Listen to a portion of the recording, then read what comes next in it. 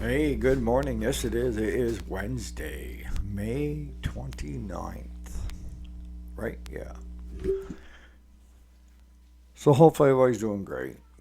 Kind of getting recuperated from the long weekend. Now, we did a video yesterday on that champion generator, and one thing that we don't talk about much is the camshaft and the camshaft compression relief on it, and how to test to see if it's even functioning. And then the next question is it worth repairing? Stay tuned.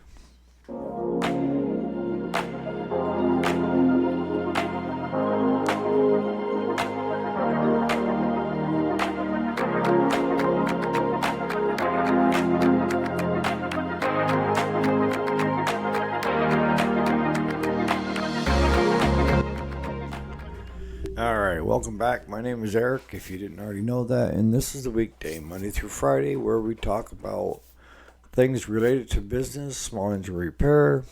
Is available on podcast as well. So today we're going to talk about the camshaft because we don't hear much about the camshaft, right?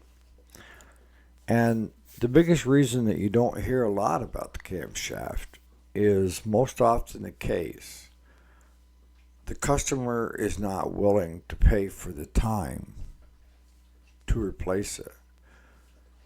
And what do you mean by the time to replace it? I mean, if you're doing a camshaft, probably the biggest one are the Briggs Intech engines, then it requires complete teardown for the most part on the bottom end. So let's take a step back, all right? And we always talk about the first process in anything when it comes to small engine repair is you need to do proper compression, right? And when you do a compression, it's telling you a lot of things as you're looking at the gauge, or it's giving you a direction to go. If it's got adequate compression, that pretty much tells me that the valves are fine, cam is fine. And on the cam, you have a compression release that is centrifugal. So when it's you're cranking it slow, it's turns so that there's a bump. And I'll go into more detail on that on the intake side of the engine. But it allows the engine to have less compression so that it's easier to start, if that makes any sense. A lot of times it's prevalent when it comes to the ones that you pull by hand, like the generators and push mowers, and but we're going to talk about riding lawnmowers. And the thing is when you do the compression on your engine, all right, and we did that generator yesterday, right? And I couldn't get it over 62. Now, if you listen to my videos, you know I'm looking for 90, right? But I also know that the compression relief valve, if working properly, will dampen it some, all right? And sometimes if I'm not pulling it hard enough, fast enough, spinning it will stick out, right? And they get gunked up. But it'll stick out, so you're only getting, a lower compression. It doesn't mean that the camshaft is bad or the compression is terrible. In the case of the generator, the little 1800 watt with a 62 compression, it pulled and it started on the third pull, which I put the choke on, and it ran beautifully. Other than draining the water out of the carburetor with it being sitting, because the customer that brought this to us had bought it new for their camp, and it had never seen a service, and it probably wouldn't have seen a service except for the son had broke the rewind. He actually had pulled it through the eyelet on the rewind. So in order for us to find out because first looking at the engine, I knew that it's like, why do people just not take care of their stuff? Well, because we're at the generational group of throwaways, and the manufacturer knows it. So the manufacturer has cheapened everything right down to the point of just run it until it drops and go get another one. Where are these eco-friendly people when you want to talk about having good engines that last a long time, that don't end up in scrap iron piles and landfills and everything else, right?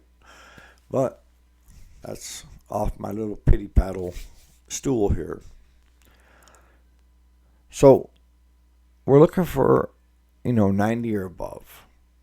Most two-strokes, you need that 90 or above because they don't have that let off in the pull. You find that in the bigger engines. And when I say probably the most common engine for a valve issue or a camshaft issue is the intake. And you can get an aftermarket replacement with the gasket, with numerous parts on Amazon for like $29 with free shipping and have it in 2 days. And that's why I say you can tell the ones that have the most problems, because the aftermarket companies have decided to put together kits. It's a moneymaker. And if you look at the other ones, they're priced out a lot more because they don't have as many issues.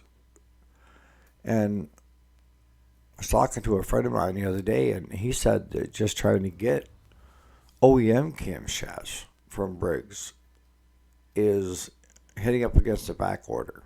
And some of them are no longer available, like we mentioned in yesterday's video. So you want to keep that in mind. When you're working on a small engine and you're only pulling 40 to 60, and you're like, Eric told me if I don't have 90 or above, this puppy ain't going to run, and the cost of fixing it outweighs the benefits of just putting it towards a new one. There are exceptions. Yes, there are exceptions. The exception is, are your valves out of adjustment? Is your camshaft bad? You need to replace it. Those things we have to investigate. You are the investigator, right? So if you put a compression test on it and it doesn't pull at least 90, do you just tell the customer, sorry, can't fix it? Because it depends on what it is. If it's a two-stroke and it comes in and I can't get 90 out of it, I'm telling the customer right then and there, it ain't happening, puppy. It's time for a new one. Because what it would cost to rebuild it would be, they would have more in it than if they just went and bought a brand new one. That's the sad thing of today. Don't get me started. But on your four strokes, all right, what I need to do is I need to do a video and have like a diagram, a whiteboard behind me, because it's easier for me to, lay courses for you. But if you start up here and you're doing compression and the compression is good, okay, now let's go to fire, right? But if the compression isn't good, doesn't matter if it's got fire or not, it's not going to have enough compression to pull fuel and run the way it's supposed to. So what I try to teach you or have you understand is, okay, the valves could be out of adjustment. Yeah, I've seen brand new Craftsmen, they're less than a month old, come in here and they never tighten down the lock nuts and stuff on the valves and have the bolt laying in the valve cover when I pulled the valve cover off. Actually, Claude bought one and the guy said it was junk, and instead of fixing it, they just gave him a new one, told me they didn't want that one. So Claude bought it for a little bit of nothing, and last I knew it was still running to this day because he used it for years, and he gave it to his grandson, and I think his grandson sold it. And I call those a Monday morning or a Friday afternoon repair when they're going through putting these things together. So we need to have valve clearance, right? So we need to get a feeler gauge, and we need to get in there, and anywhere from 4 to 6 thousandths is where it's going to fall. I mean, each engine honestly has got a different valve clearance. The bigger the engine, even in the Briggs line, you have, and those things you need to know. But when you're talking, the hair off your head distance, it's not a lot. And if you saw the video on me with the Predator, they are a breed of their own. These Chinese engines are a breed of their own. You can't do a normal clearance on them. And if you're doing what you would normally do on a Briggs, Kohler, what have you, and you try doing it with a Predator, you're going to give up because you're not going to get compression to come up based on scientific feeler gauge, get it right. And it takes two people. And what do I mean by two people? It takes two people. I put Claude on the valve adjustment where he's adjusting the valves. And I have a compression gauge that I'm watching. And I'm pulling it. And as I'm pulling it, I'm calling out numbers that it's climbing to. And the idea is to get it as high as possible, right? Because it's a 4-stroke. We need the compression. But if you go back and you watch that video, you'll see that it takes extra time, and throw the feeler gauge away. Honest to God.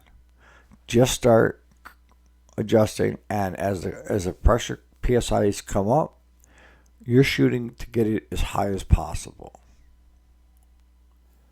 And we always start on the intake side and then do the compression side.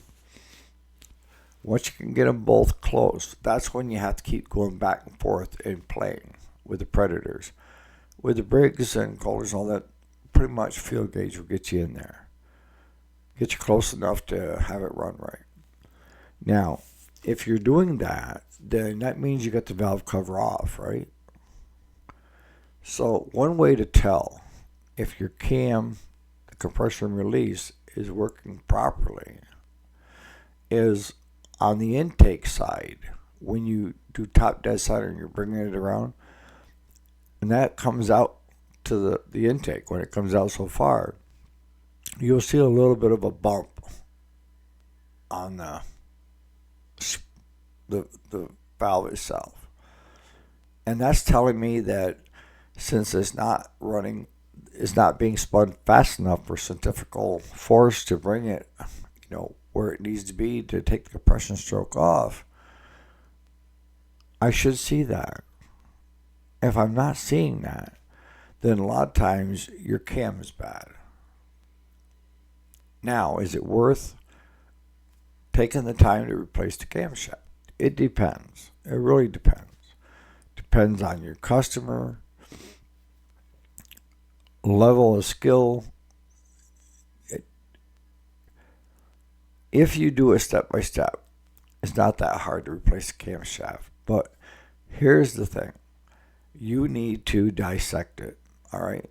And when I say dissect it, you need to dissect it first from the head, pull everything out, right? And then you want to flip it over on its top after you've drained the oil out of it. But you physically have to take that out of the lawnmower, okay? So that means dropping the pulley or PTO clutch. That means unhooking all the wiring. That means draining all the oil. And that means taking the 4 bolts that normally are holding the engine to the frame.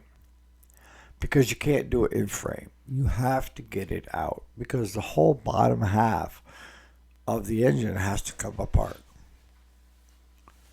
And if you've never done it before and you want to try it, I want you to use the same process that I have with carburetors with you guys. Is the way I learned it was as I started tearing things apart, I would put the part that I took off at the furthest end, and as I took it further and further, I would start laying those parts closer to me, right? So I knew that that was the order that I had to go back together, was closest to farthest. If that makes any sense. So you have to take the whole base off the bottom. And that means you're going to need a base gasket, camshaft. I would look at the oiler while I'm right there. You're that far.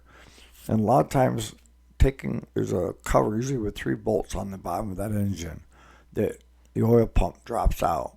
It's a lot of times it's easier when you're putting it back together to put it back together with that out so you can line up. It's got like a half shaft where it goes into the engine and goes into the oil pump from there so that your cam and your engine are running correctly with the oil pump. So you end up putting that one in last. Your push rods on your intake side, almost all of them are aluminum, and on your exhaust, they're steel. Do you need to replace the valves and everything else? No. No. There's no reason to, unless you see a lot of wear. See, now, typically, you have to get a few hours on that engine for that camshaft to fail, right? Not so much. And from what I'm hearing is that the OEMs are hard to get, that they're on back order. And they sell 2 different ones. They sell the cheapy aftermarkets that usually don't last a long time. They'll last long enough to get it back together, maybe get another year or 2, or pedal it one or the other to somebody else, so it's their headache. But if it comes to my shop, I have to figure out how many hours is it going to take to pull that engine. See, in our shop, we used to do a lot of engine rebuilds. Yeah, that was our bread and butter, was ordering in the new pistons, rings, cranks, what have you. But as they cheapened things, it took those jobs away from us, because now if we talk to a customer about it's going to cost $400 or $500 for an engine rebuild, they're going to no, I can buy an engine cheaper than that. Where years ago, an engine would set you back $1,000. So if I could rebuild it and make it almost new with a rebuild kit, most times it was feasible. So some of the things that you want to keep into consideration when it comes to compression is you have a compression release on the cam, and it's centrifugal. That means if it's not being spun fast enough, that it lays tight to the cam, which causes a little nub to stick out. And that's where you get the bump on the intake valve,